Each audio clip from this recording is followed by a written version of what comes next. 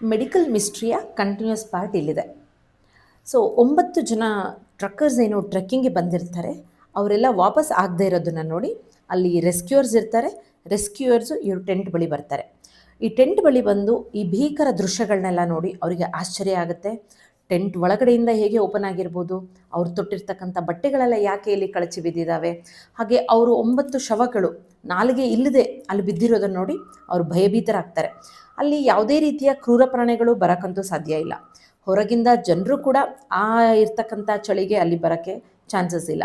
ಹಾಗಿದ್ದರೆ ಇಲ್ಲಿ ಏನೋ ದುಷ್ಟಶಕ್ತಿಗಳ ಕೈವಾಡ ಇರಬಹುದು, ಯಾವುದೋ ದುಷ್ಟಶಕ್ತಿ ಬಂದು ಇವ್ರಿಗೆ ಈ ಥರ ಮಾಡಿರಬಹುದು ಅಂತ ಅಂದ್ಕೊಂಡು ಈ ಕೇಸ್ನ ಕ್ಲೋಸ್ ಮಾಡಬೇಕು ಅಂತ ಹೋಗ್ತಾರೆ.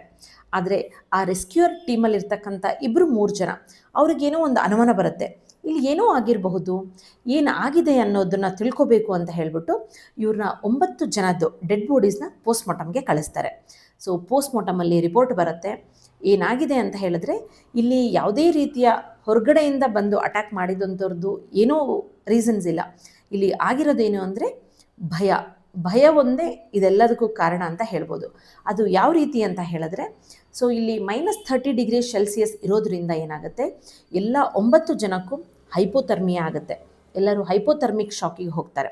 ಹೈಪೋಥರ್ಮಿಯಾ ಅಂತ ಹೇಳಿದ್ರೆ ತುಂಬ ತಮ್ಮ ಟೆಂಪ್ರೇಚರ್ ಕಡಿಮೆ ಇರೋದ್ರಿಂದ ಅವರು ದೇಹದಲ್ಲಿರ್ತಕ್ಕಂಥ ಉಷ್ಣಾಂಶ ಎಲ್ಲ ಕಡಿಮೆ ಆಗ್ತಾ ಹೋಗುತ್ತೆ.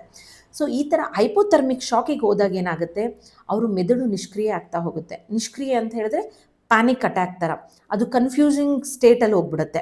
ಈ ಪ್ಯಾನಿಕ್ ಸ್ಟೇಜಲ್ಲಿರ್ತಕ್ಕಂಥ ಮೆದುಳು ಏನು ಮಾಡ್ತಾ ಹೋಗುತ್ತೆ, ಅಲ್ಲಿ ಏನು ಮಾಡಬೇಕು ಏನು ಮಾಡಬಾರ್ದು ಅನ್ನೋದನ್ನು ಅದಕ್ಕೆ ಯೋಚನೆ ಮಾಡೋ ಶಕ್ತಿ ಕಳ್ಕೊಂಡ್ಬಿಟ್ಟಿರುತ್ತೆ ಮೆದುಳು.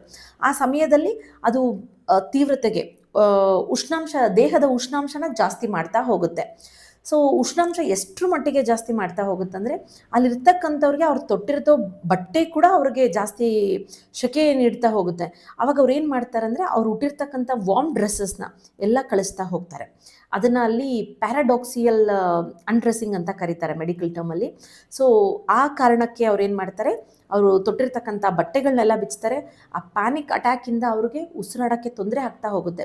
ಅವ್ರು ನಾವು ಬದುಕಿದ್ರೆ ಸಾಕು ಅನ್ನೋ ಸ್ಥಿತಿಗೆ ಬಂದಾಗ, ಆಚೆ ಎಷ್ಟು ಟೆಂಪ್ರೇಚರ್ ಇದೆ, ನಾವು ಹೋದರೆ ಬದುಕ್ತೀವೋ ಬದುಕಲ್ಲೋ ಅನ್ನೋದ್ರ ಕೂಡ ಅವರಿಗೆ ಯೋಚನೆ ಮಾಡೋ ಶಕ್ತಿ ಇರಲ್ಲ.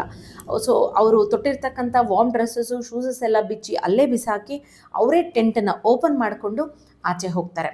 ಬಟ್ ಆಚೆ ಏನಾಗಿದೆ, ಆಚೆ -30°C ಟೆಂಪ್ರೇಚರ್ ಇರೋದ್ರಿಂದ ಅವರು ಹೋಗಿ ಒಂದು 2-3 ಅಥವಾ ಒಂದು 100 ಮೀಟ್ರ್ ದೂರದಲ್ಲಿ ಆ ಟೆಂಪರೇಚರ್ಗೆ ಅವರು ದೇಹ ತಡ್ಕೊಳ್ಳಲ್ಲ. ಸೊ 9 ಜನನೂ ಅಲ್ಲಿ ಶವವಾಗಿ ಬೀಳ್ತಾರೆ.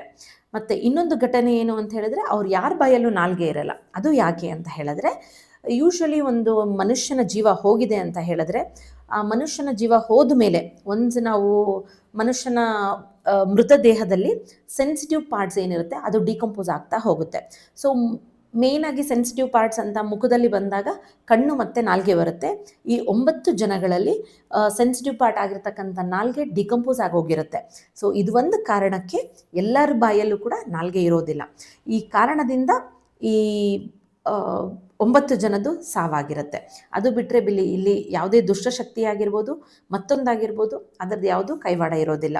ಸೊ ಹೀಗೆ ಮತ್ತಷ್ಟು ನಿಮಗೆ ಸ್ಟೋರೀಸ್ ಬೇಕು ಅಂತ ಹೇಳಿದ್ರೆ ಕಮೆಂಟ್ ಬಾಕ್ಸಲ್ಲಿ ಕಮೆಂಟ್ ಮಾಡಿ, ನಾನು ನೈಜ ಘಟನೆಗಳನ್ನ ತಮ್ಮ ಮುಂದೆ ಪ್ರಸ್ತುತಪಡಿಸಲು ಇಷ್ಟಪಡ್ತೇನೆ. Thank you.